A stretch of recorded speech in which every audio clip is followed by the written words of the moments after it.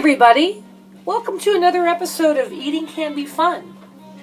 As always, I'm your host, Beemore Foodie, and tonight's topic is meatballs. Yay, meatballs! Now, this should be interesting and exciting and yet entertaining for everybody. Maybe if you're a vegetarian, it might not be, because obviously you're not going to eat meatballs unless you're cheating. And that's not good because you won't feel good. But if you are a vegetarian and this is not going to work for you, it's going to be entertaining nonetheless. So I say hang around and see what happens. So tonight I'm going to make meatballs for you. One of the segments I've done before, I made my own breadcrumbs, which I have added to this mixture. You know, usually when I go somewhere and I see meatballs on a menu, I get a little leery because I always have that expectation they're going to taste a certain way. I don't know if you've experienced this as well, but either they're frozen, something's not right. They just have it's not palate pleasing as far as I'm concerned. And I think certain people just think all meatballs taste like that. Well, that's not the case. That's not true. You can make a darn good meatball. And so that's what I'm going to do tonight. I made these for the first time last week. I kind of had an idea of what would go in meatballs. I talked to my dad, who is a great cook, and growing up, he would make this fantastic spaghetti sauce and make his own meatballs. So I already grew up on good cooking, and now I'm just going to take it a level further and do my own. So I'm going to share with you tonight, there's going to be two parts to this. The first part will have me rolling out the meatballs. I've already put together the mixture, and then the second part, for the sake of time, will be once they're done out of the oven. But that'll have to be a separate video that I will do as soon as these are done. So, what I've done, I've already made the mixture. So what I have is, I can tell you honestly, some of the ingredients and to the exact what they are. So I've got chopped garlic, 9 cloves to be exact. Well, that's a lot of garlic, but you know what, honestly, when I made these last week, they were fantastic. It's fine. Go with the story. So I did 9 cloves of organic garlic. You can use regular. I try to get organic when I can. 9 cloves of organic garlic. I used fresh Italian parsley, which I chopped up about half a cup. I also did some red wine. I would say a little over half a cup on that. Now, I did 1 pound of ground beef, 80-20, and I went to the market that actually grinds it right there. Fresh is better if you can get it. So I went to the fresh market, for those of you know that store. And I also used about a little over half a cup of red wine. I used 1 egg. If you're going to use 1 pound of ground beef, this was just slightly over, use 1 egg. I used a cage-free egg. If you're going to do 2 pounds or 1.5 pounds, do 2 eggs. And then I put in some breadcrumbs, probably, just by sight I did it, maybe a 1/4 cup. The way you're going to know is in the texture. When you're mixing up this meat mixture, you're going to feel if it's sticking together or not. The red wine gives it flavor. I'm telling you again, when I made these last week, oh my gosh, they were so good. Seriously, I could have, not that I could eat all. I made about a dozen. You're going to make about a dozen meatballs. I'll make them golf ball size. I did some oregano, Parmesan cheese. I grated. I did not do Asiago this time. I don't know if I did last time, but I did Parmesan cheese, garlic salt, black pepper. So let's get started on this before I just stare and talk, and then that gets old. So what I'm going to do is, you're probably not going to see me again. I'm not my camera person tonight. I'm going solo. I do have a glass of wine because, you know, when you're cooking, I don't know about you, but I like to have a glass of wine. I don't know, it makes it better. I'm not sure. I'm drinking a Petite Syrah from Pennsylvania. Now, I've already washed my hands, so, you know. So I'm making the matzo balls. I thought I was making matzo balls. That'll be another segment. I make matzo ball soup, too, but these are definitely not matzo balls. So that right here, this is what we're looking at. Again, I've washed my hands. And, people, listen.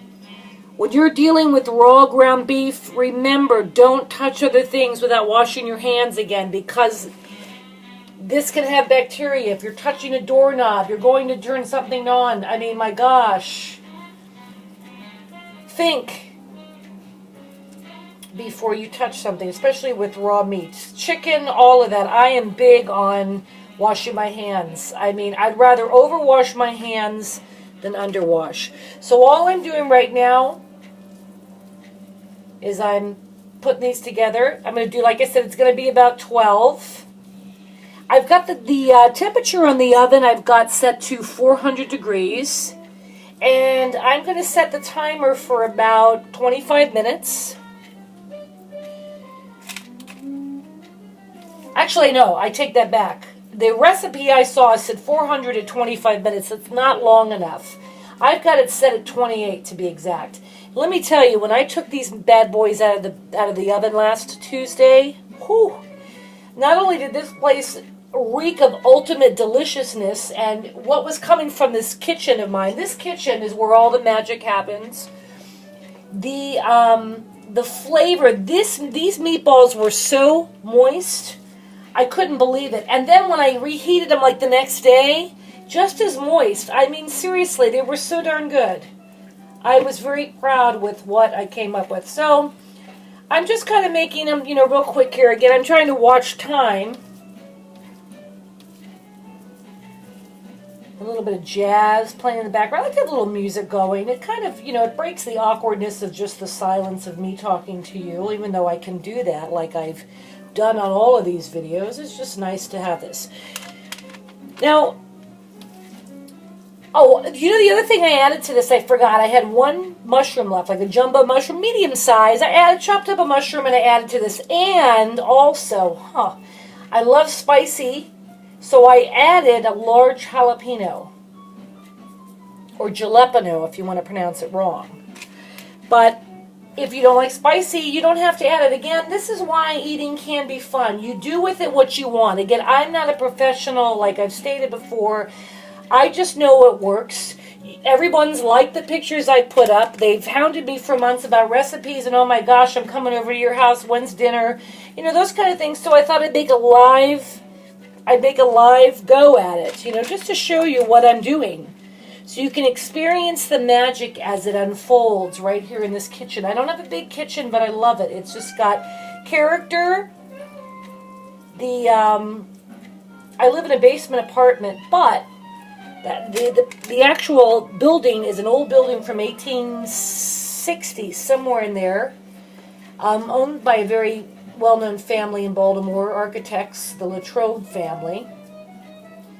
And it's great. It's got character, so there's a front parlor room as you're leaving. I just love it. So this is just really a fun, you know, and I've got the biggest basement, I've got the biggest kitchen in the whole building.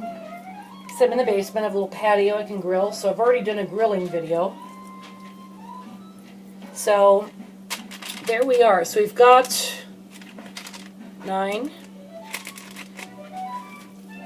Good enough for a little more. Roll them real quick, get this going. Again, you can tell by the texture. Tell me these are going to be fantastic. I set out a layer of parchment paper on this pan. I'm going to bake them. Some people again like to fry or, you know, in a pan. The baking turned out perfect. I've seen it many times as a baking deal. I say go with it. Now it looks like I've got a little extra room, and I probably should have done. What I'm gonna do is I'm gonna just, you know, move them up, move another layer, get some more meatballs. It looks like I'm gonna get some more meatballs. You know, it all depends on how big you're rolling your meatballs. Okay, so here we go. Got a meatball here, and then I can do a baby ball, which, I mean, you know, I guess a tester. It's gonna cook more. I'll just take one a little bit away from another one. It's like when I make my matzo balls, I'll make one too big. Just, you know, I've got my cat playing in the background in another room. So I heard a rustling and a bustling and a fiddling and a diddling, and it's just my cat. I can't have kidders help me cook because I don't need any cat hair in the food, if you know what I mean. Ugh. Alright everybody, these are going in 28 minutes. I'll be back with the next segment. Just stay around, or check the next one because you won't be able to watch it on TV. I'll be back with Part 2, meatballs. Stay tuned. Until then, do something for 25 minutes or so.